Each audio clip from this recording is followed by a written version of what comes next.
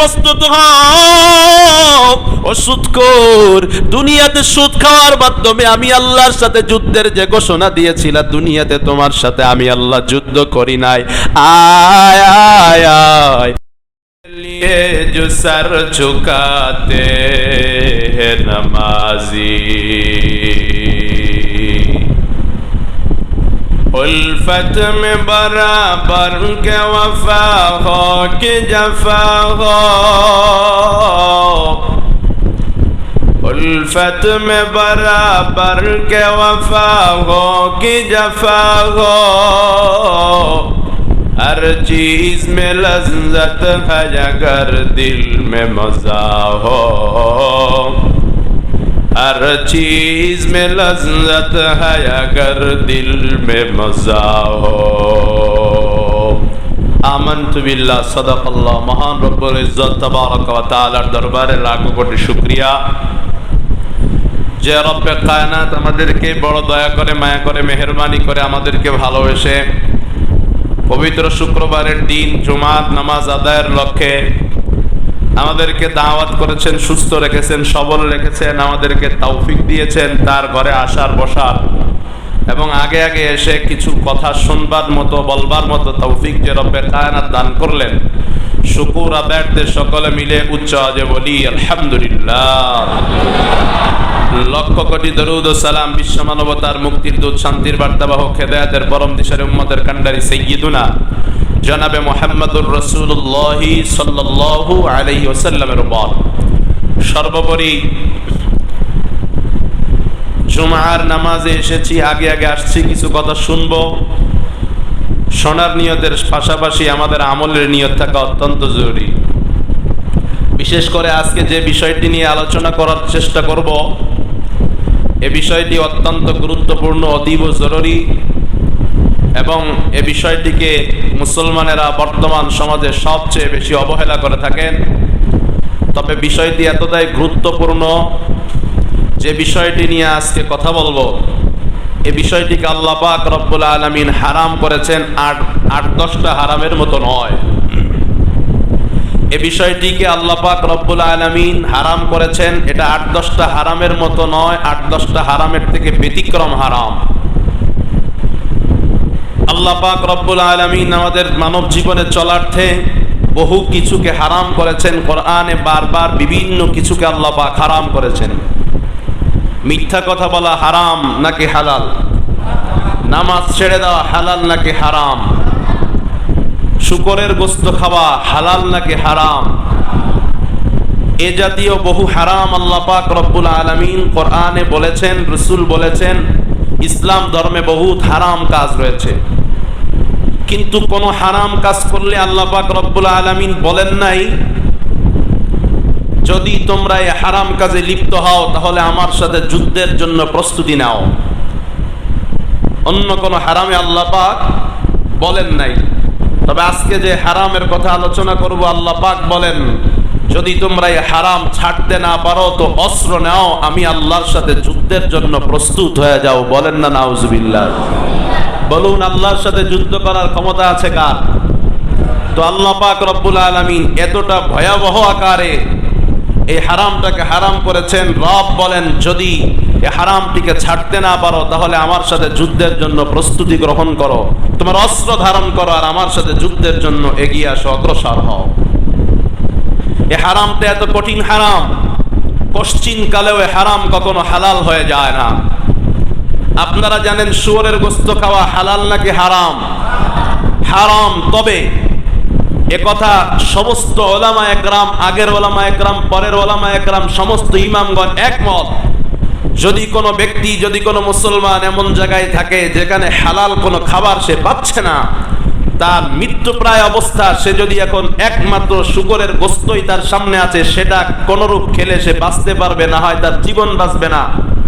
সকল ইমাম, সকল মুস্তাহিদ, সকল ওলামা একরাম একমত, যার বাঁচার জন্য যদি শুয়োরের গোশত খাওয়ার প্রয়োজন পড়ে তো সে ততটুক শুয়োরের গোশত খেতে পারবে। আপনারা বলুন তো দেখি, সাপ এটা খাওয়া হালাল নাকি হারাম? কিন্তু আপনারা অনেকেই জানেন সাপের বিষ দিয়া ঔষধ তৈরি করা হয়। এখন বলেন সাপের বিষ দিয়া যে ওষুধ বানানো হয়, ওষুধ হালাল নাকি হারাম? এ ওষুধ হালাল। কেন হালাল? কারণ দিনদার ডাক্তাররা যদি বলে এই রোগের চিকিৎসা অমুক হারাম জিনিস না খেলে, একটু একবার না খেলে এই রোগের চিকিৎসা হবে না, তখন ওই হারাম জিনিসটা হালাল হয়ে যায়। কিন্তু আজকে আমি যে হারাম নিয়ে আলোচনা করতে যাচ্ছি, সে হারামের নাম হলো সুদ। পশ্চিম কালেও মানুষ মরে গেল, মানুষ বেঁচে গেল, যত বিষয় আসুক না কেন, এই হারাম জিন্দেগিতে পশ্চিম কালে কিয়ামত পর্যন্ত বিন্দু মাত্র কোন সময়ের জন্য বিন্দু মাত্র খাওয়া হালাল হবে না। এটা এমন একটি হারাম, এত ভয়ানক হারাম, এটা এত ভয়ানক জিনিস হারাম। এই হারাম যদি কোনো পশু পাখি খায়, তো পশু পাখির মধ্যেও হারাম খাওয়ার কারণে যে আচরণ, সে আচরণ বিধি লক্ষ্য করা যায়। কেমনে? আপনারা দেখবেন কুকুরে হারাম বস্তু বেশি বেশি খায়, দেখবেন কুকুরের আচরণ ভিন্ন, কুকুর অপবিত্র। আর গরু ছাগলে হালাল খাদ্য ভক্ষণ করে, হালাল জিনিস খায়, পায়খানা প্রসাব খায় না, দেখবেন কুকুরের আচরণ আর গরু ছাগলের আচরণে পার্থক্য আছে নাকি নাই? হারাম যার ভেতরে ঢোকে তার আচরণেই বোঝা যায় যে তার আচরণ নষ্ট। এত কঠিন একটা জিনিস হারাম, যার ভেতরে হারাম ঢুকবে তার ভেতরে হারামের প্রতিফলন ঘটবেই ঘটবে, এটাতে কোনো সন্দেহ নাই। এত মারাত্মক একটি হারাম, যে হারাম যদি কোন এলাকার মানুষ খায়, সে এলাকায় দুর্ভিক্ষ নেমে আসে। রাসূল বলেন, হারাম যদি কোন এলাকার মানুষ, সুদ যদি তাদের জন্য নিজেদের জন্য বৈধ করে নেয়, রাসূল বলেন ওই এলাকার মানুষ আল্লাহর আযাবকে এলাকার জন্য বৈধ করে নেয়। এত মারাত্মক একটি গুনাহ, এত মারাত্মক একটি হারামের নাম হচ্ছে সুদ। এখন আসুন আমাদের একটু জানা দরকার, এই সুদ কাকে বলে। আর রিবা ফিল লুগাতি আয-জিয়াদাতু, সুদ লুগাবি অর্থে, শাব্দিক সুদের অর্থ হচ্ছে বৃদ্ধি পাওয়া, অতিরিক্ত হওয়া, মালের অতিরিক্ত অংশ, যেটাকে আমাদের ডিজিটাল যুগের, আধুনিক যুগের আধুনিক বুদ্ধিজীবীরা এটাকে ভিন্ন নাম দিয়েছে। কি বলে এটাকে? ইন্টারেস্ট। সুদ বললে খারাপ শোনা যায়, রিবা আরবিতে তো তারা পারেও না, বলবেও না, কিন্তু তারা ডিজিটাল নাম দিয়েছে ইন্টারেস্ট। ইন্টারেস্ট বললে মদের বোতলে দুধের লেবেল লাগাইলে যেমন মদ দুধ হয়ে যায় না, তেমনি ভাবে সুদের নামের শুরুতে সুদ কেটে দিয়ে ইন্টারেস্ট লাগাইলে সে ইন্টারেস্ট কিন্তু বৈধ হয়ে যায় না, হালাল হয়ে যায় না। পরিভাষায় সুদ কাকে বলা হয়? পরিভাষায় সুদ কাকে বলা হয়? এটা রাসূলের হাদিস, সরাসরি ভাবে রাসূল বলেছেন পরিভাষায় সুদ কাকে বলা হয়। আয-যাহাবু বিয-যাহাবি ওয়াল ফিজ্জাতু বিল ফিজ্জাতি ওয়াল বিররু বিল বিররি ওয়াশ শাঈরু বিশ শাঈরি ওয়াত তামরু বিত তামরি ওয়াল মিলহু বিল মিলহি মিসলান বিমিসলিন সাওয়াউন বিসাওয়াইন ইয়াদান বিয়াদিন ফামান যাদা আও ইস্তাযাদা ফাহুয়া রিবা। এক জাতীয় কোন মাল, এক জাতীয়, গমের বিনিময়ে গম, ডালের বিনিময়ে ডাল, চালের বিনিময়ে চাল, গরুর চালের বিনিময়ে চাল, টাকার বিনিময়ে টাকা, দুইটা একই জাতীয় জিনিস কম বেশি করে বিক্রি করা, যেটা বিক্রি করা হয় ওই বেশি অংশটুকু যেটা হবে সেটাকেই পরিভাষায় সুদ বলা হয়। রাসূল সুদের আরেকটি সংজ্ঞা বলেছেন, সেটি হচ্ছে যদি কেউ কাউকে ধার দেয়, ওই ধার দেওয়া, কর্জ দেওয়া টাকার মধ্যে যদি কোনো লভ্যাংশ বা ইন্টারেস্ট ধরা হয়, ধার কর্জের টাকার সেই অতিরিক্ত অংশটিকেই সুদ বলা হয়। এখন আসুন, সুদ আর রিবা, সুদের আরবি কি? রিবা। বলেন সুদের আরবি কি? রিবা। এই রিবা শাব্দিক অর্থ হচ্ছে বৃদ্ধি পাওয়া। আসলে কি বৃদ্ধি পায় নাকি আসলে বৃদ্ধি পায় না, এটা আমাদের জানা দরকার। সে ব্যাপারে রব পবিত্র কোরআনে হাকিমে বলেছেন, ইয়ামহাকুল্লাহুর রিবা ওয়া ইউরবিস সাদাকাত। আর এক জায়গায় আমার আল্লাহ বলেন ওয়া মা আতাইতুম মির রিবাল লিয়ারবুয়া ফি আমওয়ালিন নাস ফালা ইয়ারবু ইনদাল্লাহ। আল্লাহ বলেন তোমরা যেই লভ্যাংশের আশায় যেই সুদের অংশটুকু নাও, তোমাদের কাছে এই অংশটুকু বেড়ে যায়। চোখে তোমরা দেখতে পাও সুদ নিচ্ছি, তার মানে যেই টাকাটা সুদে নিচ্ছি এই টাকাটা বেড়ে গেল। আল্লাহ বলেন এটা আল্লাহর কাছে বাড়ে না, বরং আল্লাহর কাছে সেটা আরো কমে যায়। দুনিয়ার মানুষ দেখে 1 লক্ষ টাকায় 10,000 টাকা সুদ নিলে, সুদ দিলে টাকা 10,000 বেড়ে যায়। আল্লাহ কয় তোমরা দেখো না, 10,000 টাকা বাড়ে না, বরং তার থেকে আরো কমে যায়। পক্ষান্তরে মালিক বলেন ওয়ামা আতাইতুম মিন যাকাতিন তুরিদুনা ওয়াজহাল্লাহ তুরিদুনা ওয়াজহাল্লাহি ফাউলাইকা হুমুল মুযইফুন।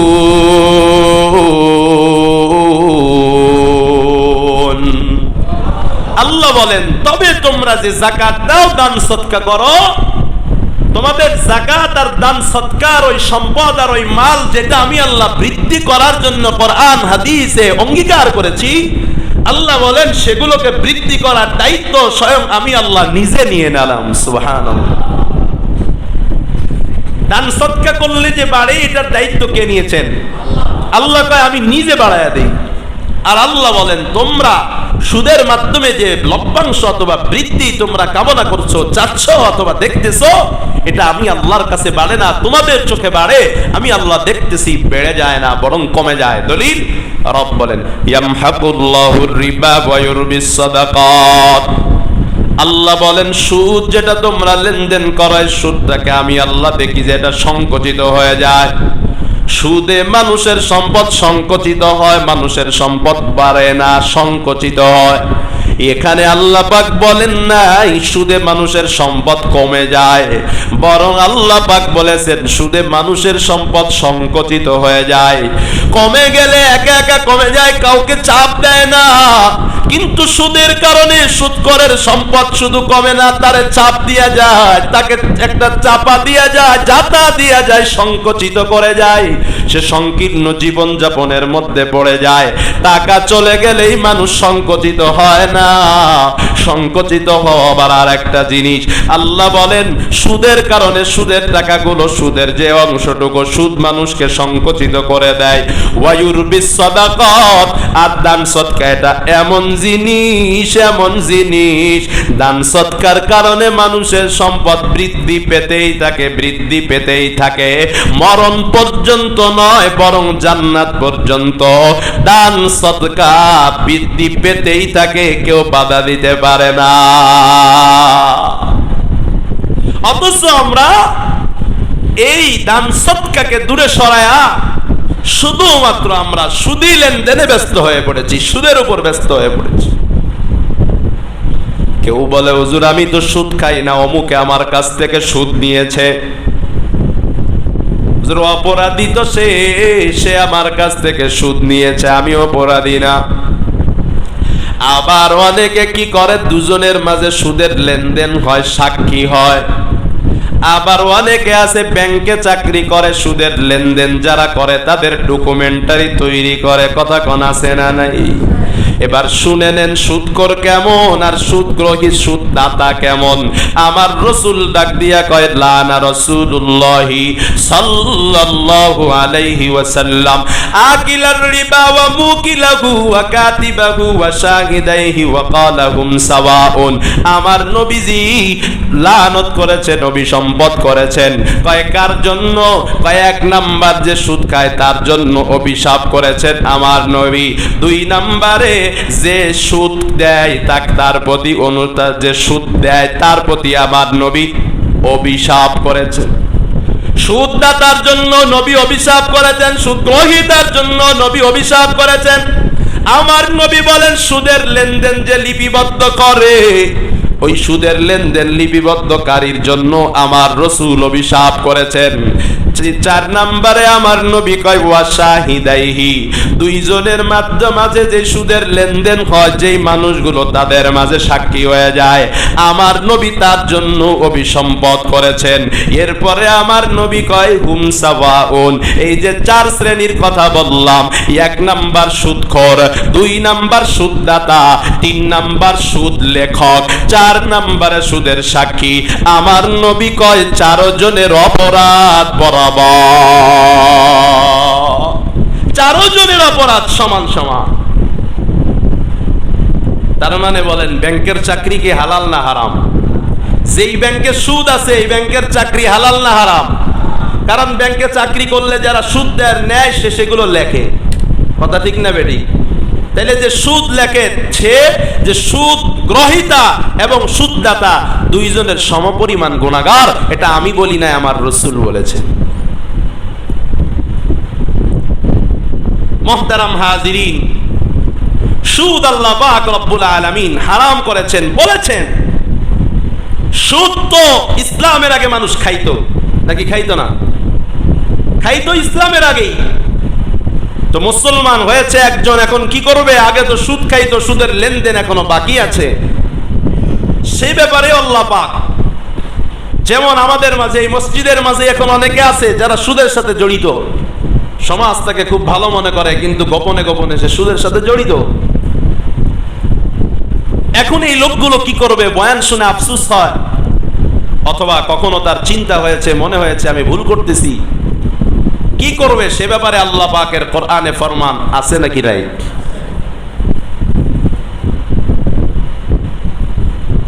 মদিনায় দুইটি গোত্র ছিল, এক গোত্রের নাম সাকিফ গোত্র, আর এক গোত্রের নাম মাখজুমি গোত্র।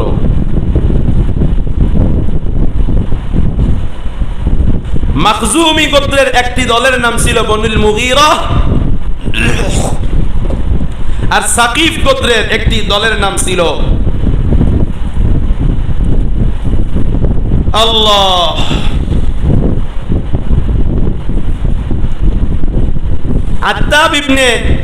আত্তাব ইবনে আসির নামে এক আল্লাহর বান্দা। এই দুই গোত্র যখন ইসলামের দাওয়াত পাওয়ার পরে, সাকিফ গোত্র এবং মাখজুমি গোত্র, এই দুই গোত্র ইসলামের দাওয়াত পাইয়া রাসূলের কথা শুনা ইসলাম গ্রহণ করে ফেললেন। তো এদের দায়িত্বে রাসূল সাল্লাল্লাহু আলাইহি ওয়াসাল্লাম আত্তাব ইবনে আসিরকে পাঠাইলেন যে তুমি এদের রক্ষণাবেক্ষণ করবা, এদের দেখভাল করবা, এদের মাসআলাগুলো দিবা, এদের সমস্যাগুলো আমি নবীর কাছে বলবা। দায়িত্ব দিলেন একজনকে এই দুই গোত্রের জন্য। দায়িত্বরত সাহাবী আত্তাব ইবনে আসির রাসূলুল্লাহ সাল্লাল্লাহু আলাইহি ওয়াসাল্লামের নিকট চিঠি লিখলেন যে ইয়া রাসূলুল্লাহ, এই সাকিফ এবং মাখজুমি গোত্র ইসলাম গ্রহণের পূর্বে সুদের লেনদেন করত। তো সাকিফ গোত্রের লোকেরা মাখজুমি গোত্রের লোকেদের কাছে সুদের টাকা পাইতো। এখন এরা ইসলাম গ্রহণ করার পর সাকিফ গোত্রের লোকেরা মাখজুমি গোত্রের লোকদেরকে বলতেছে, এই ইসলাম গ্রহণের পূর্বে আমাদের কাছ থেকে যে টাকা ধার নিয়েছিলা সেটার যে সুদ এখনো বাকি রয়েছে, সেই লভ্যাংশটা, সুদের টাকাটা এখন আমাদেরকে দাও। এই মর্মে রাসূলের কাছে চিঠি পাঠাইলেন। রাসূল আকরাম সাল্লাল্লাহু আলাইহি ওয়াসাল্লাম চিঠি পাওয়ার পর মাথা একবার উপরে ওঠান, একবার নিচে নামান, চুপচাপ বসে আছেন। কি বলবেন, কি উত্তর দিবেন? কারণ আমার রাসূল নিজে থেকে কোনো উত্তর দেন না, সব উত্তর কে শিখাইয়া দেন? আল্লাহ শিখাইয়া দেন। রাসূল চুপচাপ যখন বসে আছেন, আল্লাহ পাক রব্বুল আলামিন পবিত্র কোরআনের আয়াত নাযিল করে আল্লাহ বলেন, ইয়া আইয়ুহাল্লাযীনা আমানুত্তাকুল্লাহ ওয়া যারু মা বাকিয়া মিনার রিবা। ইয়া আইয়ুহাল্লাযীনা আমানুত্তাকুল্লাহ ওয়া যারু মা বাকিয়া মিনার রিবা ইন কুনতুম মুমিনিন।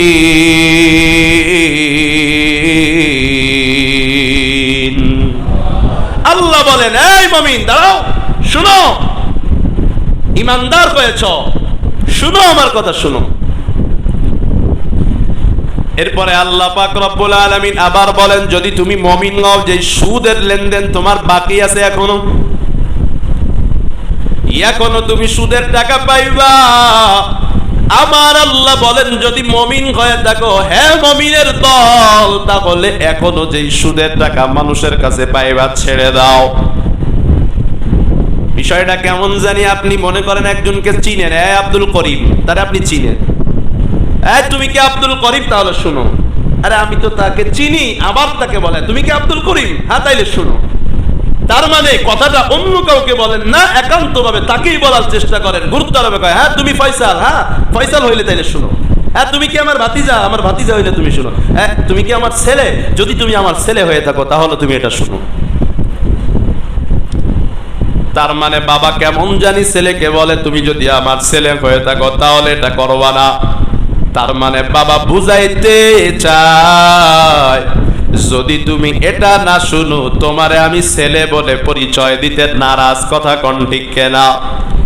আল্লাহ বলেন গে মুমিনের দল, যদি মুমিন হয়ে থাকো তাহলে সুদ যেটা এখনো বাকি আছে মানুষের কাছে বাবা সেটা ছেড়ে দাও। কেমন জানি আল্লাহ বুঝাইতে চায় সেটা যদি না ছেড়ে দাও মুমিন হতে পারবা না। আত্তাব ইবনে আসির রাদিয়াল্লাহু তাআলা আনহু আয়াত নিয়ে সাকিব গোত্র এবং মাখজুমি গোত্রের কাছে যখন যায়, সাকিব গোত্র আর মাখজুমি গোত্র আল্লাহর কোরআনের আয়াত শোনার পর সঙ্গে সঙ্গে উভয় গোত্র বলে ওঠে জীবনের জন্য তওবা করে নিলাম, আর যতদিন বেঁচে থাকবো আল্লাহ যেহেতু নিষেধ করেছেন কোনদিন আর সুদ খাবো না। দেখার বিষয় হলো সাহাবায়ে কেরাম সুদের আয়াত শোনার সঙ্গে সঙ্গে সুদ ছেড়ে দিয়েছেন, জীবনে আর কোনোদিন সুদ খাবে না। দেখার বিষয় হলো আমি আর আপনিও তো আজকে সুদের বয়ান শুনতেছি, কিন্তু মসজিদ থেকে কে কে নিয়ত করতেছে যে আর জীবনে সুদ খাবে না? আজকে থেকে সুদ কে কে ছাড়বে?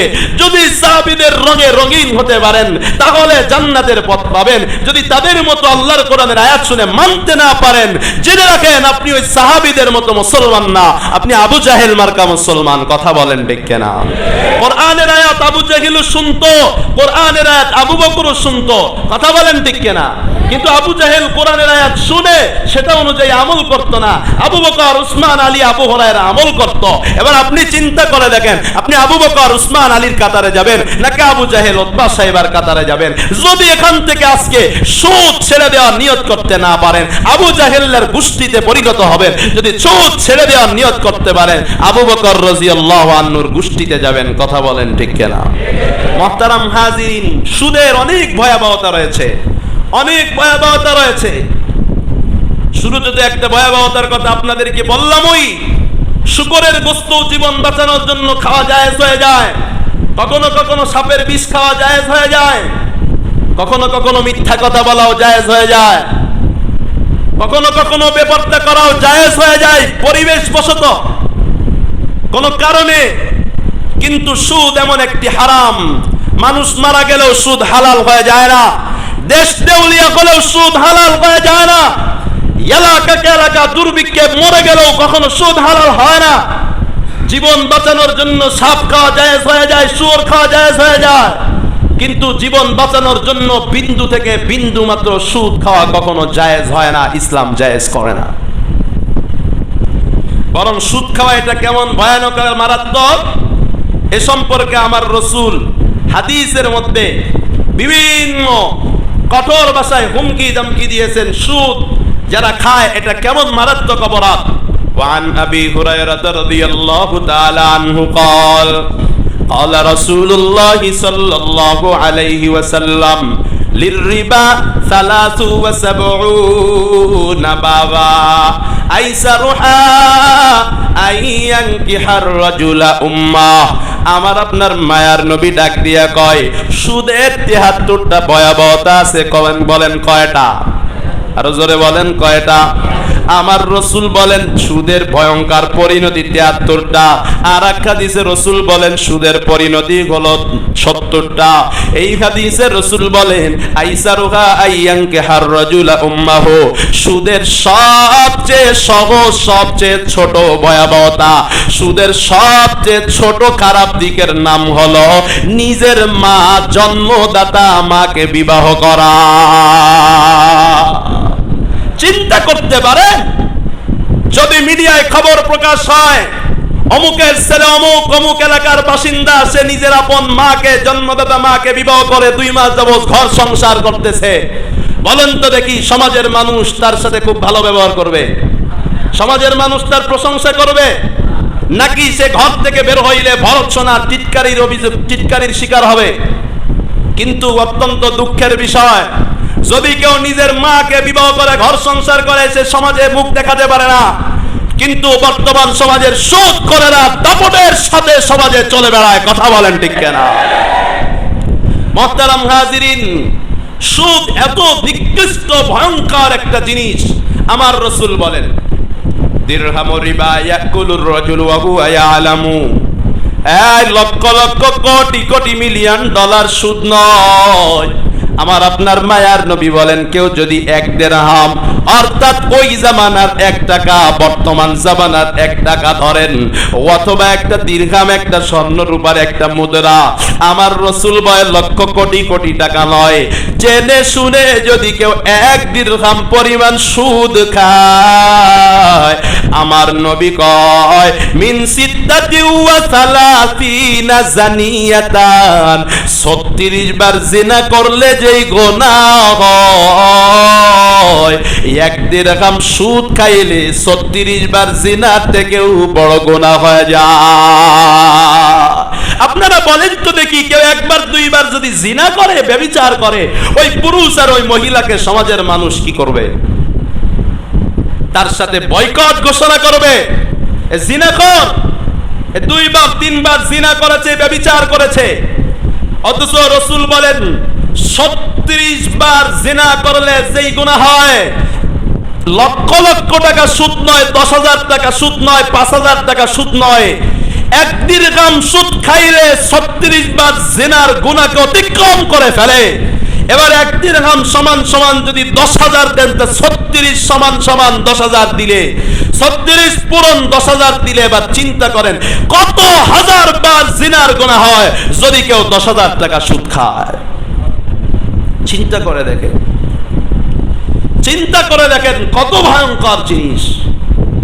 কোন হারামে আল্লাহ বলেন নাই, আল্লাহ বলেন নাই যদি মিথ্যা কথা বলো তাহলে আমার সাথে যুদ্ধের জন্য প্রস্তুত হয়ে যাও। আল্লাহ বলেন নাই যদি জিনা করো তাহলে আমার সাথে যুদ্ধের জন্য প্রস্তুত হয়ে যাও। আল্লাহ বলেন নাই যদি যাকাত না দাও আমার সাথে যুদ্ধের জন্য প্রস্তুত হয়ে যাও। আল্লাহ বলেন নাই যদি গালিগালাজ করো আমার সাথে যুদ্ধের জন্য প্রস্তুত হয়ে যাও। একমাত্র নাফরমানি আর হারাম। আল্লাহ বলেছেন ফা ইল্লাম তাফআলু ফাযনু বিহারবিম মিনাল্লাহি ওয়া রাসূলি। এই দুনিয়ার মানুষের দলেরা, যদি তোমরা সুদ ছাড়তে না পারো, যেদিন থেকে কোরআনের আয়াত নাজিল হইল তোমরা সুদ ছেড়ে দাও, ওই দিন থেকে যদি তোমরা সুদ ছাড়তে না পারো, যেই দিন থেকে মসজিদের মেম্বার সুদের পান হয়, ওই দিন থেকে যদি সুদ ছেড়ে দিতে না পারো, আমার আপনার আল্লাহ রাব্বুল আলামিন পবিত্র কোরআনের সূরা বাকারার মধ্যে বলেন ফা ইল্লাম তাফআলু ফাযনু বিহারবিম মিনাল্লাহি ওয়া রাসূলি। যদি সুদ ছেড়ে দিতে না পারো, এলাকায় এলাকায় ঘোষণা করে বেড়াও, আমার সামনে ঘোষণা করে বেড়াও, মাইক নিয়ে এলান করে বেড়াও যে আমি আল্লাহর সাথে যুদ্ধের ঘোষণা করলাম। 2 গ্রুপ যুদ্ধ করলে যেমন ঘোষণা করে, ইসরাইল বলে লেবাননের বিরুদ্ধে যুদ্ধের ঘোষণা দিলাম, লেবানন বলে ইসরাইলের বিরুদ্ধে যুদ্ধের ঘোষণা দিলাম, ওইভাবে ফিলিস্তিন বলে ইসরাইলের বিরুদ্ধে যুদ্ধের ঘোষণা দিলাম, ইসরাইল বলে ফিলিস্তিনের বিরুদ্ধে ঘোষণা দিলাম যুদ্ধের। আল্লাহ বলেন যদি সুদ ছাড়তে না পারো, ঘোষণা করে বেড়াও আমি আল্লাহর সাথে যুদ্ধ করব। নাউজুবিল্লাহ বলেন, নাউজুবিল্লাহ বলেন। আল্লাহ বলেন ছাড়তে না পারলে ঘোষণা দাও, পয়সা থাইকো না, ঘোষণা দাও যে আমি আল্লাহর সাথে যুদ্ধ করব। এটা হলো সুদের সবচেয়ে ভয়ঙ্কর ভয়াবহতা। আর সবচেয়ে সহজ ভয়াবহতা, সবচেয়ে ছোট ভয়াবহতা কি বলেছেন রাসূল? নিজের জন্মদাতা মাকে বিবাহ করা। নাউজুবিল্লাহ বললেন না? নাউজুবিল্লাহ মুখ দেয় না।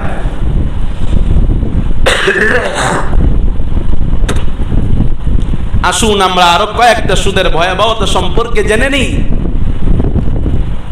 একটু নিয়ত করেন, একটু চক্ষুটা বন্ধ করেন, একটু চেষ্টা করেন, আল্লাহ নিয়ে আপনাকে সুদ থেকে বাঁচায় দেয়। আমরা দোয়া করি, এই উদ্দেশ্যেই বয়ান করি যেন আল্লাহ পাক সবাইকে সুদ থেকে হেফাজত করে। সকলে মহাব্বতে পড়েন আল্লাহুম্মা আমিন। ভাইরা আমার, সুদের 3 নম্বর ভয়াবহতা হচ্ছে সুদ যে খায় সে অস্থির হয়ে পড়ে দুনিয়াতে, নাউজুবিল্লাহ বলবেন না। সে মির্গি রোগের মতো শুধু ব্যারাম, কোথাও শান্তি নাই। এখানে বসে ওখানে যায়, আরেকজনের সাথে কথা বলে, আরেকজনের সাথে কথা বলে, তার কখনো বিরাম আরাম হয় না। সে সবসময় ব্যারামে থাকে, সবসময় সে পাগল হয়ে থাকে। এমনকি হাসরের ময়দানে সে যখন উঠবে, আল্লাহ পবিত্র কোরআন বলতেছে শয়তান তার স্পর্শ করা পাগল বানায়া দিছে, পাগল অবস্থায় সে হাসরের ময়দানে উঠবে। নাউজুবিল্লাহ বলে। এই মাঝে মাঝে এলাকার কোন পাগল যদি আপনার ধরতে যায়, এই সরে পাগলে ধরলে সমস্যা আছে, বলে কি বলে না? মাঝে মাঝে কোন জটওয়ালা, কোন সালার চটওয়ালা ব্যক্তি যদি আপনাকে ধরতে যায়, বলে ধরলে সমস্যা আছে, আমাকে স্পর্শ করতে দেওয়া যাবে না। বাচ্চার অসুস্থতা হয়েছে, কয় কি হয়েছে? কয় অমুক মহিলাই কোলে নিছিল, যেই মহিলা বড় ঝগড়াটে, যেই মহিলা বড় খারাপ, এই জন্য বাচ্চাটার অসুবিধা হয়েছে। কথা বলেন, আছে নাকি নাই? তো আল্লাহ বলেন সে এমন পাগল হয়েছে, একা একা পাগল হয় নাই, তারা শয়তান ধইরা, শয়তান তাকে স্পর্শ করে পাগল বানায়া দিছে। নাউজুবিল্লাহ বলেন। আল্লাযীনা ইয়াকুলুনার রিবা লা ইয়াকুমুনা ইল্লা কামা ইয়াকুমুল্লাযী ইয়াতাখাব্বাতুশ শাইতানু মিনাল মাস। আল্লাহ বলেন যে সুদ খায় সেই আল্লাহর বান্দা কখনো স্থিরভাবে কোথাও দাঁড়ায় থাকতে পারে না। হাসরের ময়দানে উঠবে যখন, সব মানুষগুলা হাসরের ময়দানে দাঁড়ায় থাকবে, কিন্তু সে আর দাঁড়ায় থাকতে পারবে না। ইল্লা কামা ইয়াকুমুল্লাযী ইয়াতাখাব্বাতুশ শাইতানু মিনাল মাস। শয়তান তাকে স্পর্শ করার কারণে সে পাগল। কেন সে পাগল হয়ে যাবে? কারণ সে যুক্তি ধরছে। যুক্তি কি? আল্লাহ কয় যালিকা বিআন্নাহু ক্বালু ইন্নামাল বাইউ মিসলুর রিবা। ওই লোকগুলা যুক্তি দিয়া বলে ব্যবসাও তো লভ্যাংশ আছে, সুদেও তো লভ্যাংশ আছে, তাইলে ব্যবসা করা যদি হালাল হয়, সুদ খাওয়া কেন হালাল হবে না? আল্লাহ কয় অথচ আহাল্লাল্লাহুল বাইআ ওয়া হাররামার রিবা। অথচ আমার আল্লাহ ব্যবসাকে করেছেন হালাল, সুদকে করেছেন হারাম। যেহেতু তারা যুক্তি দিত সুদ কেন হারাম হবে, সুদও হালাল হওয়ার কথা, এজন্য আল্লাহ বলেন ওদেরকে আমি আল্লাহ হাসরের ময়দানে পাগল বানাইয়া উঠাবো। নাউজুবিল্লাহ বলেন না, বলেন না নাউজুবিল্লাহ। কি আপনারা পাগল হয়ে উঠতে চান? তাহলে কেন বলেন না নাউজুবিল্লাহ? আরো জোরে জবান করে বলেন নাউজুবিল্লাহ। 4 নম্বরে সুদের ভয়াবহতা কি? 4 নম্বরে হাদিসে পাকে রাসূল আকরাম সাল্লাল্লাহু আলাইহি ওয়াসাল্লাম বলেন আকিলার রিবা ইউবাতু ইয়াউমাল কিয়ামাতি মাজলুনান ইউখনাকু ইউকালু লিআকলির রিবা খুয সিলাহাকা লিল হারবি। আমার রাসূল বলেন হাসরের ময়দানে সুদখোর যখন পাগল হয়ে উঠবে, শুধু পাগল হয়ে উঠবে তা নয়, কেমন জানি তার গলাটাকে শ্বাসরুদ্ধ করে ধরা হয়েছে। বলেন তো দেখি, কারো শ্বাসরুদ্ধ করলে তারে কেমন দেখা যায়? সে কেমন খ্যাতখ্যাত করে, কেমন জানি বাঁচার জন্য কাকতি মিনতি করে, কেমন জানি তার জান বের হয়ে যায়, বের হয়ে যায়। আল্লাহ বলেন সুদখোর 1 নম্বরে তো উঠবে পাগল কয়া, 2 নম্বরে মানুষের শ্বাস রুদ্ধ করলে যেমন অবস্থা হয়, সুদখোরের অবস্থাটা তেমন হয়ে যাবে। এমন অবস্থায় যখন সুদখোর উঠবে, আমার আল্লাহ সুদখোরকে দেখা মাত্রই ডাক দিয়া বলতে থাকবেন, এ সুদখোর খুয সিলাহাকা, তোমার অস্ত্র ধারণ করো, এই প্রস্তুত হও। ও সুদখোর, দুনিয়াতে সুদ খাওয়ার মাধ্যমে আমি আল্লাহর সাথে যুদ্ধের যে ঘোষণা দিয়েছিলাম, দুনিয়াতে তোমার সাথে আমি আল্লাহ যুদ্ধ করি নাই। আয় আয় আয় সুদখোর, তোমার অস্ত্রটা নিয়ে আমি আল্লাহর সামনে আসো, আসো তোমার সাথে আমি আল্লাহ একটু যুদ্ধ করব, আমার সামনে আসো। নাউজুবিল্লাহ কয় সুদ সুদখোরকে হাসরের ময়দানে আল্লাহ ডাকতে থাকবে আর বলবে, আয় আয় আমার সাথে যুদ্ধ করতে আয়। বলেন তো দেখি, হাসরের ময়দানে আল্লাহ যদি পুরা হাসরবাসীর সামনে বলেন, ধর্মগঞ্জ নিবাসী, ফাজিল মুন্সিপাড়া নিবাসী, অমুকের ছেলে অমুক, আসো আমার সাথে যুদ্ধ করার জন্য আসো। বলেন তো দেখি, পুরা হাসরবাসী যখন দেখবে আপনার সম্মান বেড়ে যাবে? কথা কন। আমি যদি এখন মসজিদে বলি কারা কারা সুদ খান হাত উঠান, কেউ কি উঠাবে? কেন? শরমে। কেন? অথচ এই মসজিদে 1000 মানুষ হবে না, কিন্তু হাসরের কঠিন ময়দানে বাবা আদম থেকে নিয়ে শুরু করে শেষ দিন পর্যন্ত, পৃথিবী ধ্বংস হওয়া পর্যন্ত যত মানুষ আসবে আর আসছে, যত মানুষ বাংলাদেশে আছে, পৃথিবীতে আছে, সবাই যেখানে হাজির থাকবে, সবার সামনে সুদখোরের সাথে আল্লাহ যুদ্ধ করার জন্য বলবেন সুদখোর আয় আয় যুদ্ধ করার জন্য আয়। বলেন তো দেখি তখন লজ্জা কোথায় যাবে? এক ধর্মগঞ্জের মানুষের কাছে এত শরম পাও সুদের লেনদেনের পরিচয় দিতে, অথচ হাসুরি কেমনে সহ্য করবারে ভাই? আফসোস, জীবনের জন্য তওবা করে নাও। এক চিমটি পরিমাণ সুদ জীবন থাকতে খাবা না। এই রক্তের মধ্যে সামান্য হারাম ঢুকাইও না। সুদের ভয়াবহতার সম্পর্কে আমার আল্লাহ রব্বুল আলামিন কোরআনে আরো বলেন, ফাবিযুলমিন মিনাল্লাযীনা গাদু হারামনা আলাইহিম তাজ্জিবাতিন উহিল্লাত লাহুম ওয়া বিসাদ্দিহিম আন সাবিলিল্লাহি কাসীরা ওয়া আখযিহিমুর রিবা ওয়া ক্বাদ নুহু আনহু ওয়া আকলিহিম আমওয়ালান নাসি বিল বাতিল। আমার আল্লাহ সুদখোর যারা আছে এদের জন্য আমি আল্লাহ বহু খাদ্য হালাল করেছিলাম, সুদের কারণে আমি আল্লাহ তাদের জন্য বহু জিনিস হারাম করে দিই। ফাবিযুলমিন মিনাল্লাযীনা গাদু হারামনা, যেই ইহুদিরা সুদ খায়, তার মানে বোঝা গেল সুদ খাওয়াটা মুসলমানের গুণ নাকি ইহুদির গুণ? আরো জোরে বলেন, কার গুণ? আল্লাহ বলেন এদের জন্য হারামনা আলাইহিম তাজ্জিবাত, আমি আল্লাহর দেওয়া হালাল জিনিসের জন্য হারাম হয়ে যায়। উহিল্লাত লাকুম ওয়া বিসাদ্দিকিম, কি কারণে? আন সাবিলিল্লাহ, এক নাম্বার তারা আল্লাহর রাস্তাতে বাধা প্রদান করে, 2 নাম্বার ওয়া আখযিহিমুর রিবা ওয়া ক্বাদ নুহু আনহু, সুদ থেকে নিষেধ করার পরেও এরা সুদ খায়। কেমন ভাবে তাদের জন্য হারাম হয়? কয় গরুর গোশতের চেয়ে মজার জিনিস বাঙালি মুসলমানের কাছে আর কিছু নাই। মন্ত্রী হয়েছে, লক্ষ কোটি কোটি টাকা সুইস ব্যাংকের মধ্যে জমা আছে, কিন্তু ডাক্তারে গরুর গোশত খেতে নিষেধ করেছে, আছে না না? অনেক কোটি কোটি টাকার মালিক, কিন্তু হালাল জিনিস সে খেতে পারছে না। আমার হাতে সময় কম, এজন্য পূর্ণ ব্যাখ্যা করতে পারছি না। তবে আল্লাহ বলেন হালাল জিনিস তার জন্য হারাম করে দেওয়া হয়। হালাল জিনিসের স্বাদ সে নিতে পারে না, হালাল জিনিসটাও তার জন্য অবৈধ হয়ে যায়, পবিত্র জিনিসটা অবৈধ হয়ে যায়। কপাল পোড়া সুদখোরের। 7 নম্বরে সুদের কথা আল্লাহ রব্বুল আলামিন ডাক দিয়া কয় এটা সামাজিকতার ফিতনায় রূপ নেয়।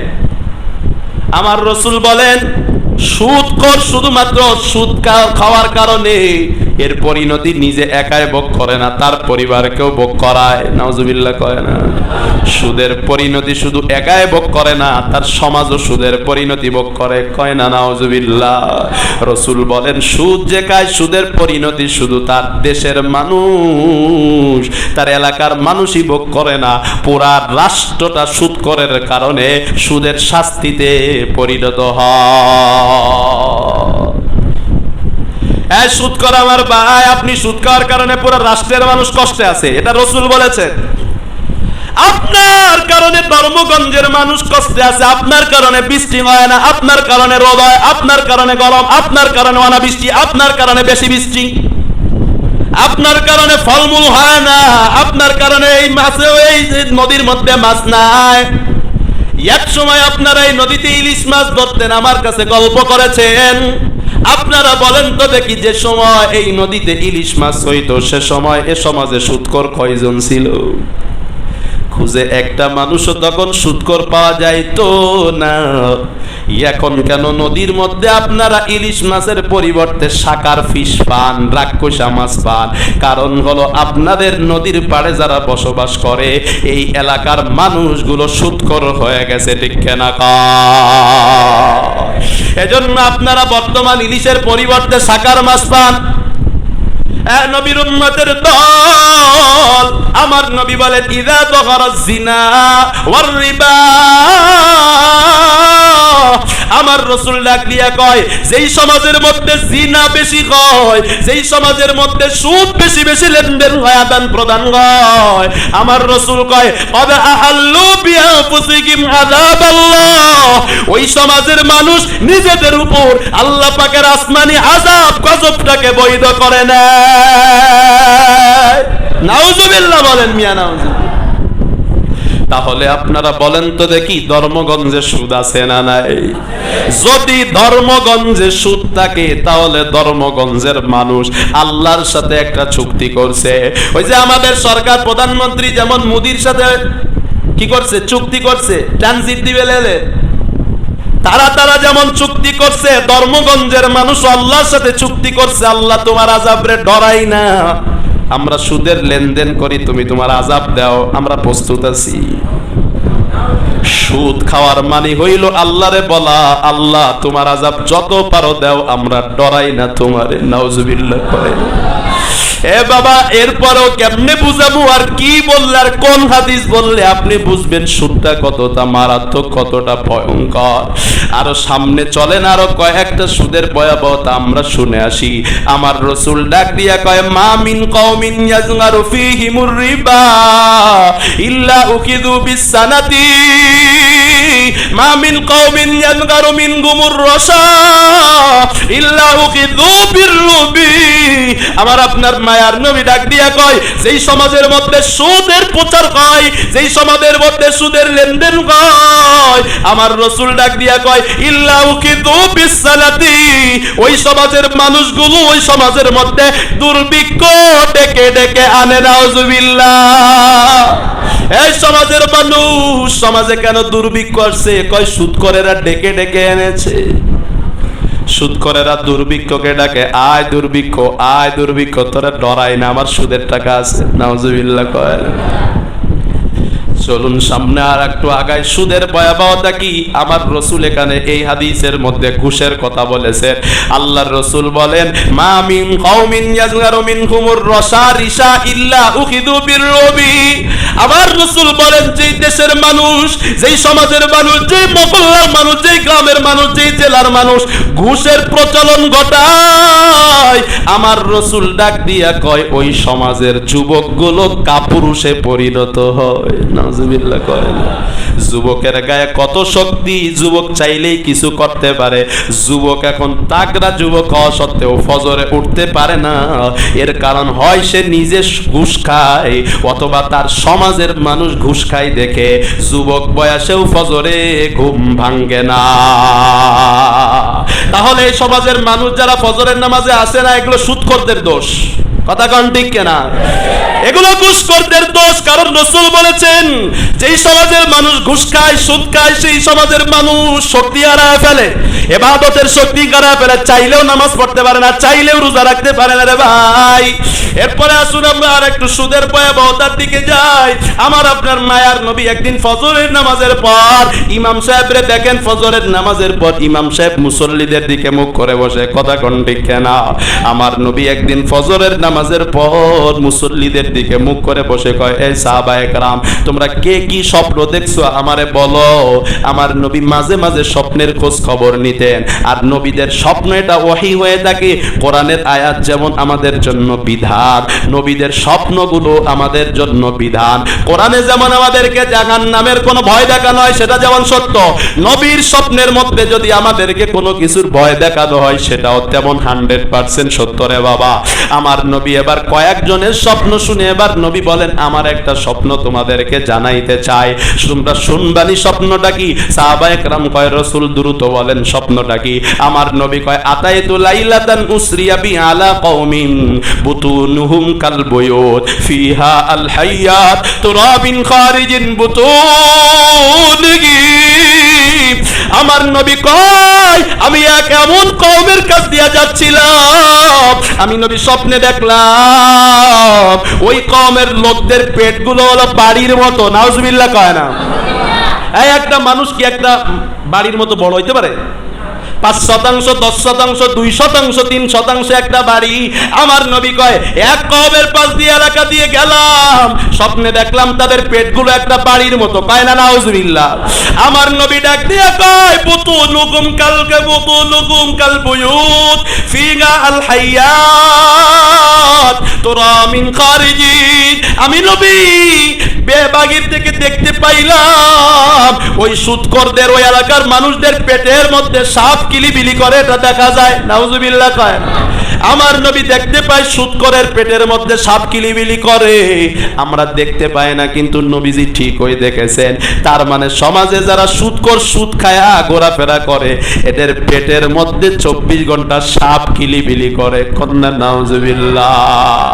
আমার নবী কয় এ জিবরিল, ফাকুলতু মান হাউলা ইয়া জিবরিল, ও জিবরিলের আবার কারা? আমার নবী কয় হাউলা ইয়াকালাতুর রিবা ইয়া রাসূলুল্লাহ, এরা হলো সুদখোরের দল। কন্যা নাউজুবিল্লাহ। আমার নবী তারপরে আরো ডাক দিয়া কয় ইজতানিবুস সাবাল মুবিকাত, 7টা ধ্বংসাত্মক জিনিস থেকে বেঁচে থাকো। 1 নাম্বার, সাহাবায়ে কেরাম কয় সেই 7টা জিনিস কি? রাসূল কয় 1 নাম্বার আশিরকু বিল্লাহ, আল্লাহর সাথে শিরিক করা। 2 নাম্বার আসসিহরু, জাদু করা। কথা কান আছে না নাই? একটা মেয়েরে বিবাহ করতে চাইছে, বিবাহ করতে পারে নাই, দেখা জাদু কইরা দিছে যেন ওর আর বিবাহ না হয়। সবকিছু ঠিকঠাক আছে, চেহারাও সুন্দর। অনেক মেয়ে আছে 5 বছর 10 বছর বিবাহ হয় না, কবর নিয়ে দেখা যায় কে জানি তদবির আর জাদু করেছে। আছে না না? এগুলো করা যাবে না। এই জাদু করা কুফরি, জাদু করলে ঈমান নষ্ট হয়ে যায়। কন্না নাউজুবিল্লাহ। 3 নম্বরে ওয়াকাতলুন নাফসিল্লাতী হারামাল্লাহু ইল্লা বিল্লাহ, কাউকে হত্যা করা ধ্বংসাত্মক, এগুলো ধ্বংস করে দেয় মানুষদের। 4 নম্বরে রিবা, আকলুর রিবা, সুদ খাওয়া। আরো আমার আপনার মায়ার নবী ধ্বংসাত্মক কথা বলে বলেন। আমার নবী ডাক দিয়ে কয় হাত্তা ইযা তাইনা আলা নাকরিব মিন দামিন, আমি নবী ওই স্বপ্নের মধ্যে দেখলাম একটা নদীর পাড় দিয়ে আমি নবী যাইতেছিলাম, দেখলাম নদীর মাঝখানে একটা লোক দাঁড়ায় আছে। আমার নবী ডাক দিয়া কয় ওই লোকটা দাঁড়ায় আছে নদীর মাঝখানে, আর ওই নদীর কর্নারে একটা লোক লাঠি লয়া দাঁড়ায় আছে। আর নদীর মাঝখানে যেই লোকটা দাঁড়ায় আছে, নদীটা কিন্তু আগুনের নদী, বুড়িগঙ্গা নদী না রে বাবা, পদ্মা মেঘনা নদী না, নদীটা আগুনের নদী। ওই নদীর মাঝখানে একজন দাঁড়াইয়া আছে। ওই দাঁড়াইয়া থাকা লোকটি বারবার সাতরায়া নদীর কিনারায় আসতে চায়। আর নদীর কিনারায় পাথরের উপরে একটা লোক লাঠি লইয়া দাঁড়ায় আছে, আগুনের লাঠি, বাংলা লাঠি না রে বাবা। যখনই সাতরায়া লোকটা নদীর মাঝখান থেকে কিনারায় আসে, পাশে থাকা নদীর কিনারায় থাকা লোকটি আগুনের লাঠি দিয়া ধাক্কা দিয়া তারে আবার নদীর মাঝখানে হাবুডুবু খাওয়ায়। আমার নবী কয় জিবরিল, এই নদীর মাঝখানে হাবুডুবু খাওয়া ব্যক্তিটাকে একটু কি আমাকে বলবেন? আমার নবী কয় এই লোকটা হলো সুদখোর। কিয়ামত পর্যন্ত এই লোকটা কবরে শাস্তি ভোগ করবে, হাসরে শাস্তি ভোগ করবে, জাহান্নামে যাওয়ার পরে শাস্তি ভোগ করবে। ও বাবা জিয়ার চেয়ে ভালোভাবে বুঝানোর কোন কথা, কোন মন্ত্র আমার কাছে জানা নাই। আমি কয়েকটা সুদের ভয়াবহতা সম্পর্কে বললাম রে বাবা, সময় আর নাই রে বাবা। ভালো করে জেনে রাখেন, শুয়োরের গোশত মাঝে মাঝে খাওয়া হালাল হয়ে যায়, মিথ্যা কথা বলা মাঝে মাঝে হালাল হয়ে যায় কোনো কারণবশত, কিন্তু সুদ খাওয়া কখনো হালাল হয় না। সুদ যে খায় সে আল্লাহর সাথে যুদ্ধের জন্য প্রস্তুত হয়ে যায়। সুদ যে খায় সে এলাকার মানুষকে দুর্ভিক্ষে ফেলায়। সুদ যে খায় তার পেটের মধ্যে সে সাপ নিয়ে ঘোরাফেরা করে। যে আল্লাহর বান্দা সুদ খায়, ওই আল্লাহর বান্দার পেটটা একটা বাড়ির মতো হয়ে যায়। একবার সুদ খাওয়া, 1 দিরহাম সুদ খাওয়া, 1 টাকা সুদ খাওয়া 36 বার জিনার থেকেও মারাত্মক। যেই বান্দা সুদ খায়, ওই বান্দা নিজের মাকে, জন্মদাতা মাকে বিবাহ করে, অথচ সুদের টাকা দিয়ে আবার মায়ের মৃত্যুবার্ষিকী করে। কথা কয় না? ও মাকে বিবাহ করে মারে নিয়ে সংসার করতেছে, মায়ের সাথে জিনা করতেছে, আবার মসজিদে দান করে মার জন্য দোয়া করতে বলে। কপাল পোড়া কথা কন আছে নাকি না? পায়ে ধরে বলি মুসলমান, আর সুদের দ্বারে কাছেও যাবা না। প্রয়োজনে না খায়া মারা যাব, তারপরেও সুদের লেনদেন করব না। যেই ব্যাংকে সুদের লেনদেন আছে, সুদের টাকা আয়না বাড়িঘর করার দরকার নাই। আপনারে আল্লাহ বলে নাই ছেলের জন্য বাড়ি করে রাখা ফরজ, আপনারে আল্লাহ বলে নাই বিল্ডিং করা আপনার জন্য ফরজ। কিন্তু আপনাকে আল্লাহ বলেছেন হালাল খাও আপনার জন্য ফরজ। আপনাকে কে বলেছে আপনি ব্যাংক থেকে লোন এনে বাড়ি করেন, ব্যাংক থেকে